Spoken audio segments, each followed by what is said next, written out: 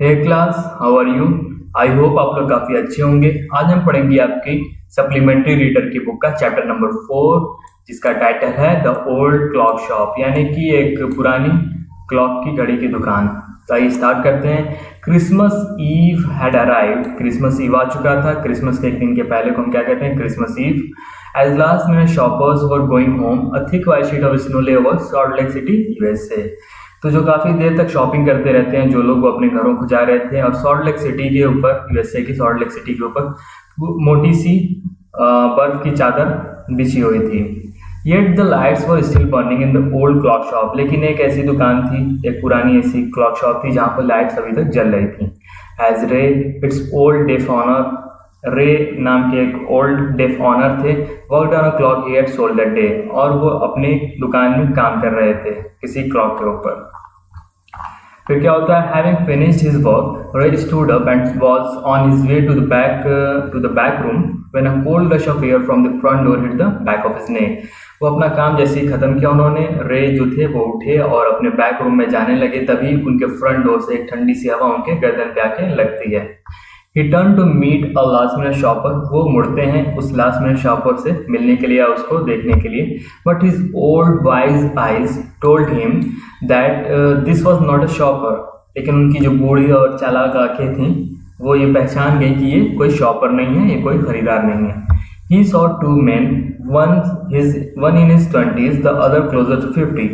उन्होंने जो रे थे उन्होंने दो आदमियों को देखा, एक तकरीबन 20 साल का था, एक 50 साल की उम्र के करीब का था। The younger man remained at the door. The older man approached the counter with no sign of friendliness in his eyes. जो यंगर मैन था वो दरवाजे पे ही रुका हुआ था, और जो ओल्डर मैन यानी जो तकरीबन 50 साल की उम्र का था वो काउंटर की तरफ आता है। उसके चेहरे पे कोई भी दोस्ती का भाव नहीं रहता है। वो इस तरीके से आता है कि वो अनफ्रेंड, मतलब कि एकदम अनफ्रेंडलीनेस की तरह से वो काउंटर की तरफ बढ़ता है। Ray was able to hide his growing fear as he slowly pushed a notepad and pencil across the counter. Ray जो थे वो अपने फियर को, अपने डर को छुपाते हैं और धीरे से नोटपैड और जो पेंसिल है वो काउंटर की तरफ आगे कर देते हैं। He smiled at the unfriendly face, then pointed to his ears and shook his head from side to side. जो रे रहते हैं वो स्माइल करते हैं उस अनफ्रेंडली फेस पे, यानी कि जो वो ओल्ड मैन वहाँ पे जो 50 ईयर्स का जो मैन रहता है वो आया हुआ होता है, उसकी तरफ देख के स्माइल करते हैं। फिर अपनी कानों की तरफ इशारा करते हैं और अपने सर को हिलाते हैं side to side. A quick look of surprise in the man's face as he studies the notepad. जब वो नोटपैड पढ़ता है तो उसके फेस का एक्सप्रेशन चेंज हो जाता है। Then turn and said something to his friend. फिर वो घूमता है और अपने फ्रेंड से कुछ कहता है, वो फ्रेंड जो बाहर खड़ा हुआ रहता है डोर के पास। Ray used the chance to look closely at the man, paying attention to the shape of a gun and a restless hand in the man's right coat pocket. अब रे को मौका मिल, जब वो घूमता है तो रे को मौका मिल जाता है कि ताकि वो करीब से उस मैन को देख ले। वो देखता है कि एक गन की शेप की कोई चीज़ है और उसका एक हाथ जो है वो उसके राइट कोट की राइट वाली पॉकेट में पड़ा हुआ है। Anger boiled within him, but it was kept down by an inner voice that said, "Be still." अब रे के अंदर काफ़ी ज़्यादा गुस्सा आ जाता है, लेकिन अंदर से एक आवाज़ आती है कि तुम्हें शांत रहना है, घबराना नहीं है। He wrote on the notepad, "May I help you?" For the first time, the older man looked directly at Ray and smiled. जो फिर रे क्या करते हैं, वो नोटपैड पे क्या लिखते हैं? "May I help you?" क्या मैं आपकी मदद कर सकता हूँ। For the first time the older man जो 50 साल का व्यक्ति जो आया हुआ रहता है वो डायरेक्टली रे की तरफ देखता है और स्माइल करता है, मुस्कुराता है। A cruel mocking smile, एक खतरनाक सी स्माइल करता है वो। They both understood why he was there, why his friends remained at the door. वो दोनों समझ जाते हैं कि वो वहाँ पर क्यों आया हुआ है और उसका जो फ्रेंड है वो बाहर क्यों खड़ा हुआ है। They looked like men who were down on their luck and were now ready to try something they would later be sorry about. वो उन्हें ये लगता है, वो इस तरह दिखते हैं जैसे कि वो काफ़ी ज़्यादा परेशान है और उन्हें कुछ चाहिए और वो कुछ ऐसा करने वाले हैं जिसके बारे में वो बाद में सॉरी फील करेंगे। ठीक है, फिर क्या होता है? The clocks ticked on, Ray calmly wrote another message, have you come to pick a clock और watch.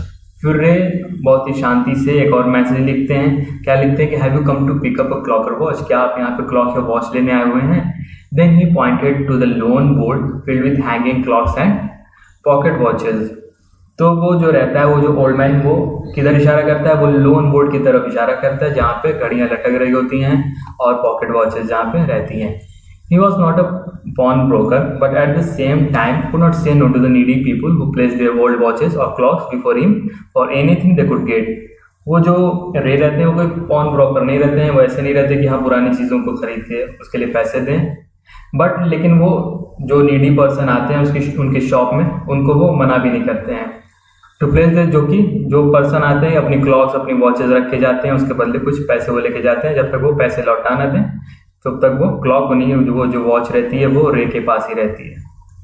He lone more than he should, जो रे रहते हैं वो अक्सर क्या करते हैं, ज़्यादा लोन दे देते हैं जितनी ज़रूरत होती है। They would be there when the owners wanted them back, और वो वहाँ तक तब तक रहती है जब तक ऑनर्स को वापस न ले जाए। At the same price he had paid with no interest, और उतने ही पैसे वापस करने होते हैं जितने वो ले गए थे क्लॉक रखने या वॉच रखने के टाइम, बिना किसी इंटरेस्ट के, कोई इंटरेस्ट पे नहीं करना होता है।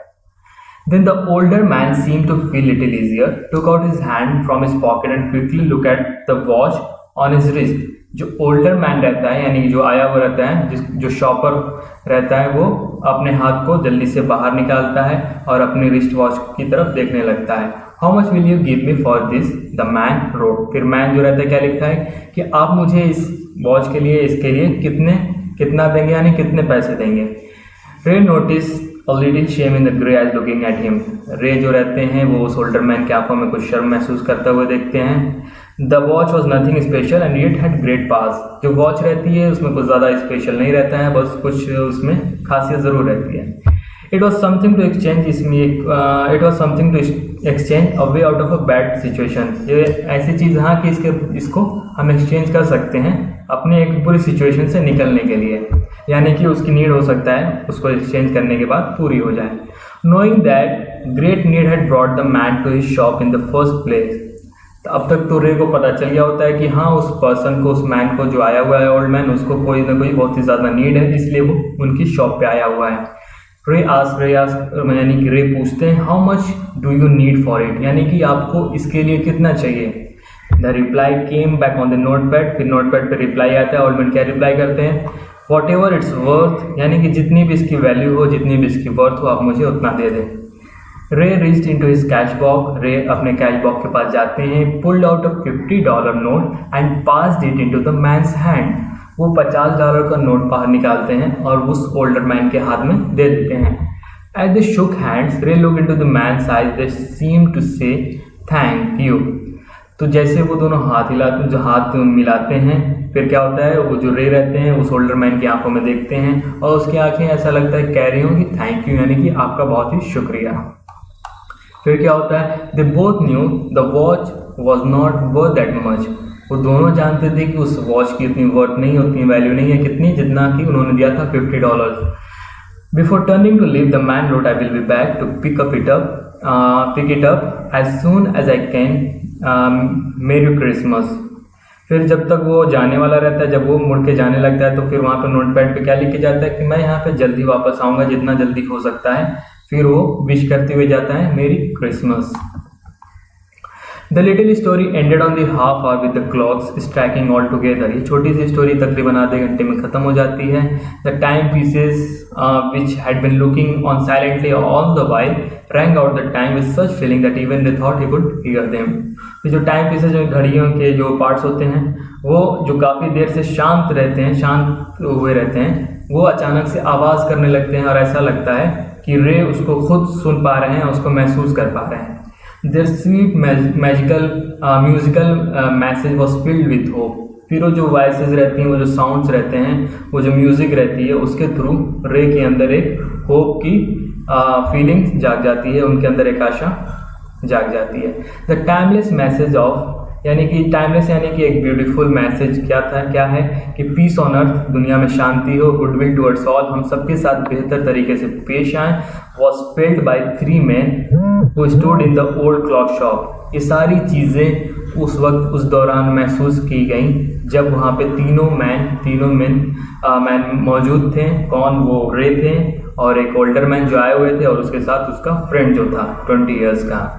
तो इस स्टोरी में बस इतना ही था। आई होप आपको चीज़ें समझ में आ गई होंगी। आपको कोई प्रॉब्लम हो, कोई भी चीज़ें पूछनी हो तो आप ज़रूर कमेंट बॉक्स में लिखें या टेक्स्ट करें। Thank you so much. Signing off.